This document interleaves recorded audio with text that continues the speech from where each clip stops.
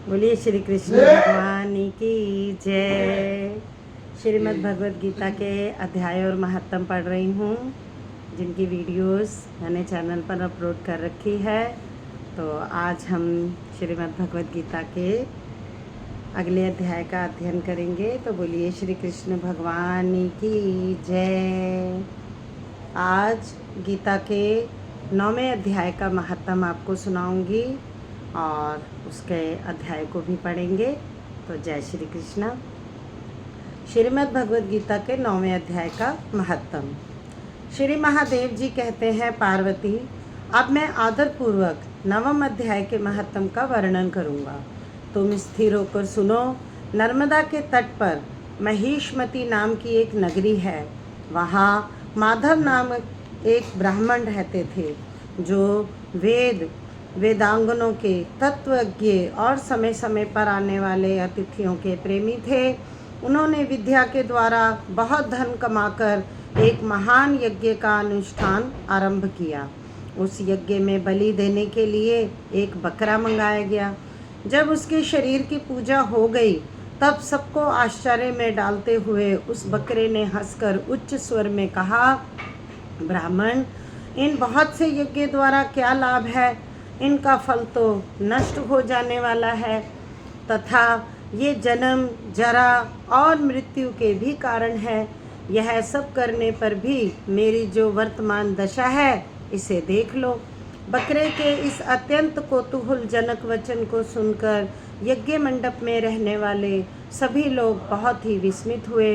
तब वे यजमान ब्राह्मण हाथ जोड़कर अपलक नेत्रों से देखते हुए बकरे को प्रणाम करके श्रद्धा और आदर के साथ पूछने लगे। ब्राह्मण बोला, आप किस जाति के थे? आपका स्वभाव और आचरण कैसा था तथा किस कर्म से आपको बकरे की योनि प्राप्त हुई? यह सब मुझे बताइए। बकरा बोला, ब्राह्मण, मैं पूर्व जन्म में ब्राह्मणों के अत्यंत निर्मल कुल में उत्पन्न हुआ था। समस्त यज्ञों का अनुष्ठान करने वाला और वेद विद्या में प्रवीण था।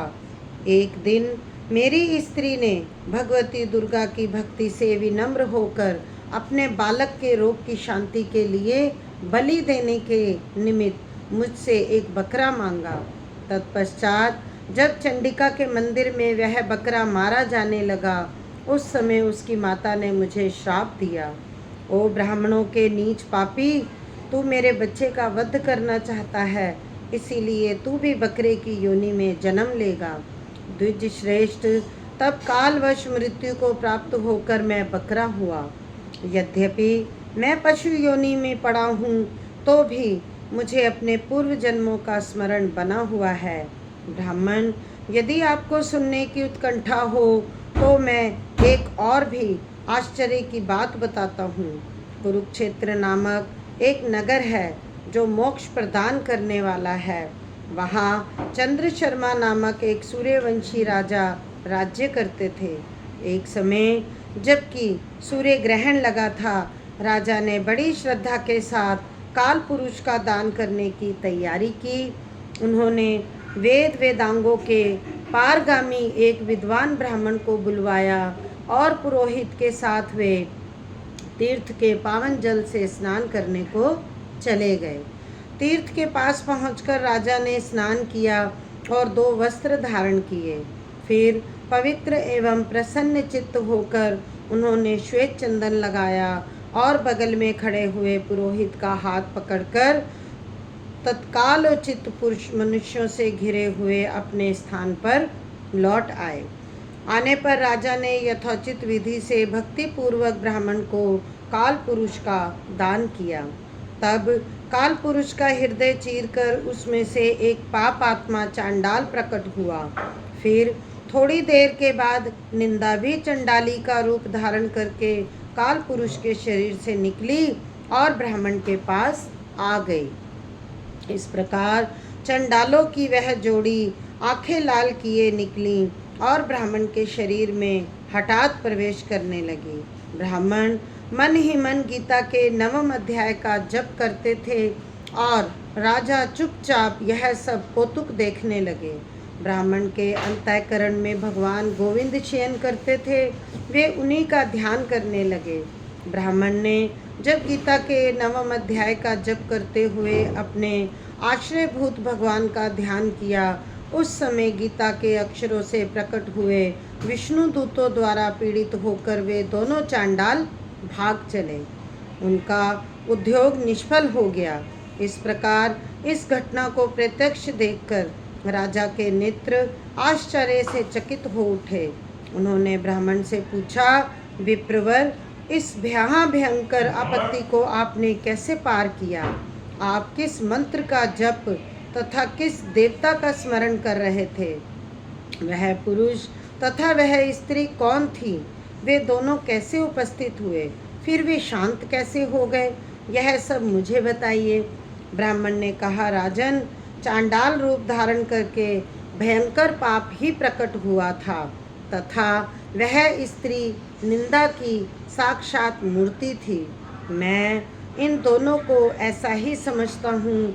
उस समय मैं गीता के 9वें अध्याय के मंत्रों की माला जपता था। उसी का महत्म है कि सारा संकट दूर हो गया। महीपते, मैं नित्य ही गीता के 9वें अध्याय का जप करता हूँ। उसी के प्रभाव से प्रति ग्रह जनित आपत्तियों के पार हो सका हूँ। यह सुनकर राजा ने उसी ब्राह्मण से गीता के 9वें अध्याय का अभ्यास किया।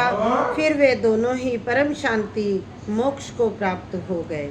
यह कथा सुनकर ब्राह्मण ने बकरे को बंधन से मुक्त कर दिया और गीता के 9वें अध्याय के अभ्यास से परम गति को प्राप्त किया। इति श्री 9वें अध्याय महत्तम समाप्त। अब हम आपको 9वें अध्याय को पढ़कर सुनाएंगे। बोलिए श्री कृष्ण भगवान की जय। श्री परमात्माय नमः। श्रीमद् भगवद गीता के 9वें अध्याय का शुभारंभ। जय श्री कृष्ण। 9वां अध्याय। उसके उपरांत श्री कृष्ण भगवान बोले, हे अर्जुन, तुझ दोष दृष्टि रहित भक्ति के लिए इस परम गोपनीय ज्ञान के रहस्य को सहित कहूँगा कि जिसको जानकर तू दुख रूप संसार से मुक्त हो जाएगा। यह ज्ञान सब विद्याओं का राजा तथा सब गोपनीयों का भी राजा एवं अति पवित्र, उत्तम, प्रत्यक्ष फल वाला और धर्मयुक्त है। साधन करने को बड़ा सुगम और अविनाशी है। हे परम तप, इस तत्व ज्ञान रूप धर्म में श्रद्धा रहित पुरुष मेरे को ना प्राप्त होकर मृत्यु रूप संसार चक्र में भ्रमण करते हैं। हे अर्जुन, मुझ सच्चिदानंद घन परमात्मा से यह सब जगत जल से बर्फ के सदृश परिपूर्ण है और सब भूत मेरे अंतर्गत संकल्प के आधार स्थित हैं। इसलिए वास्तव में मैं उनमें स्थित नहीं हूँ और वे सब भूत मेरे में स्थित नहीं हैं, किंतु मेरी योग माया और प्रभाव को देखकर भूतों को धारण पोषण करने वाला और भूतों को उत्पन्न करने वाला भी मेरा आत्मा वास्तव में भूतों में स्थित नहीं है। क्योंकि जैसे आकाश से उत्पन्न हुआ सर्वत्र विचरने वाला महान वायु सदा ही आकाश में स्थित है, ऐसे ही मेरे द्वारा संकल्प वाला उत्पत्ति वाले होने से संपूर्ण भूत मेरे में स्थित हैं, ऐसे जान। हे अर्जुन, कल्प के अंत में सब भूत मेरी प्रकृति को प्राप्त होते हैं, अर्थात प्रकृति में लय होते हैं और कल्प के आदि में उनको मैं फिर रचता हूँ।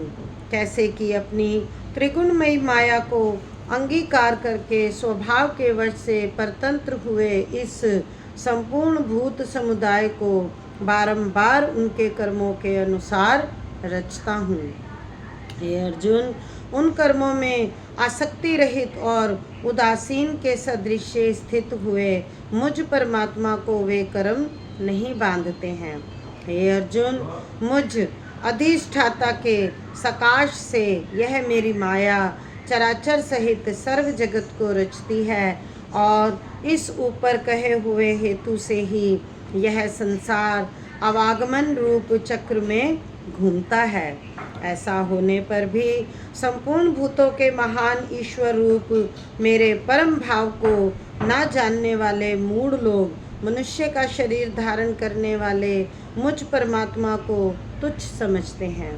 अर्थात अपनी योग माया से संसार के लिए उद्धार के लिए मनुष्य रूप में विचरते हुए साधारण मनुष्य मानते हैं, जो कि वृथा आशा, वृथा कर्म और वृथा ज्ञान वाले अज्ञानी जन राक्षसों और असुरों के जैसे मोहित करने वाले तामसी स्वभाव को ही धारण किए हुए हैं। परंतु हे कुंती पुत्र, देवी प्रकृति के आश्रित हुए जो महात्मा जन हैं, वे तो मेरे को सब भूतों का सनातन कारण और नाश रहित अक्षर स्वरूप जानकर अनन्य मन से युक्त हुए निरंतर भजते हैं। वे दृढ़ निश्चय वाले भक्ति जन निरंतर मेरे नाम और गुणों का कीर्तन करते हुए तथा मेरी प्राप्ति के लिए यत्न करते हुए मेरे को बारंबार प्रणाम करते हुए सदा मेरे ध्यान में युक्त हुए अनन्य भक्ति से मुझे उपासते हैं। उनमें कोई तो मुझ विराट स्वरूप परमात्मा को ज्ञान यज्ञ के द्वारा पूजन करते हुए एकत्व भाव से, अर्थात जो कुछ है सब वासुदेव ही है, इस भाव से उपासते हैं, और दूसरे पृथक तत्व भाव से, अर्थात स्वामी सेवक भाव से, और कोई कोई बहुत प्रकार से उपासते हैं। क्योंकि कृत अर्थात श्रोत कर्म मैं हूँ, यज्ञ अर्थात पंच महायज्ञ आदि समात्र कर्म मैं हूँ, स्वधा अर्थात पितरों के निमित्त दिए जाने वाला अन्न मैं हूँ, औषधि अर्थात सब वनस्पतियाँ मैं हूँ, एवं मंत्र में मैं हूँ, घृत में मैं हूँ, अग्नि में मैं हूँ, और हवन रूप क्रिया में भी मैं ही हूँ। हे अर्जुन, मैं ही इस संपूर्ण जगत का धाता अर्थात धारण पोषण करने वाला एवं कर्मों के फल को देने वाला तथा पिता माता और पितामह हूँ, और जानने योग्य पवित्र ओंकार तथा ऋग्वेद, सामवेद और यजुर्वेद में भी मैं ही हूँ। हे अर्जुन, प्राप्ति होने योग्य तथा भरण पोषण करने वाला, सबका स्वामी, शुभाशुभ का देखने वाला, सबका वास स्थान और शरण लेने योग्य तथा प्रति उपकार ना चाहकर हित करने वाला, और उत्पत्ति प्रलय रूप तथा सबका आधार निदान और अविनाशी कारण भी मैं ही हूँ। मैं ही सूर्य रूप हुआ तपता हूँ तथा वर्षा को आकर्षण करता हूँ और बरसता हूँ। और हे अर्जुन, मैं ही अमृत और मृत्यु एवं सत्य और असत्य भी सब कुछ मैं ही हूँ। परंतु जो तीनों वेदों में विधान किए हुए सकाम कर्मों को करने वाले और सोमरस को पीने वाले एवं पापों से पवित्र हुए पुरुषों मेरे को यज्ञों के द्वारा पूजकर स्वर्ग की प्राप्ति को चाहते हैं, वे पुरुष अपने पुण्यों के फल रूप इंद्रलोक को प्राप्त होकर स्वर्ग में दिव्य देवताओं के भोगों को भोगते हैं। वे उस विशाल स्वर्गलोक को भोगकर पुण्यशीन होने पर मृत्युलोक को प्राप्त होते हैं। इस प्रकार स्वर्ग के साधन रूप तीनों वेदों में कहे हुए सकाम कर्म के शरण हुए और भोगों की कामना वाले पुरुष बारंबार आने जाने को प्राप्त होते हैं, अर्थात पुण्य के भाव से स्वर्ग में जाते हैं और पुण्यशीन होने से मृत्यु लोक में आते हैं। जो अनन्य भाव से मेरे में स्थित हुए भक्तजन मुझ परमेश्वर को निरंतर चिंतन करते हुए निष्काम भाव से भजते हैं, उन नित्य एक ही भाव से मेरे में स्थिति वाले पुरुषों को योगक्षेम में स्वयं प्राप्त कर देता हूँ।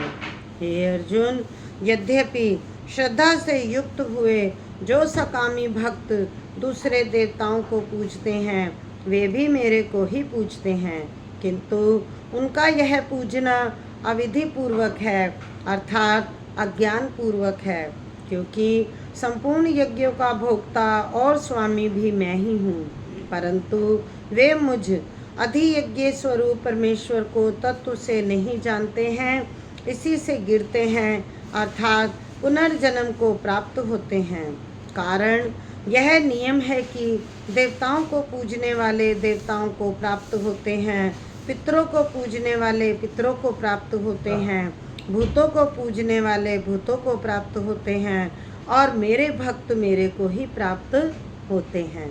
इसीलिए मेरे भक्तों का पुनर्जन्म नहीं होता।